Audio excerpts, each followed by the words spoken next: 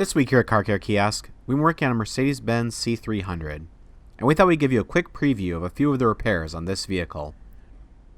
First up, let's show you how to put the front wiper blade into the service position. To put the wipers in the service position, you'll want to turn the vehicle to the accessory position, then turn the vehicle off, and then hold in on the button on the end of the wiper stalk, and the blades will go up into the service position. Next, we're going to show you how to check the oil level. All right, for the oil level check on the steering wheel, go into the home. You want to scroll over to service. And then if we go down, there should be a engine oil level. Just push that. And finally, let's locate all the fuse boxes for you.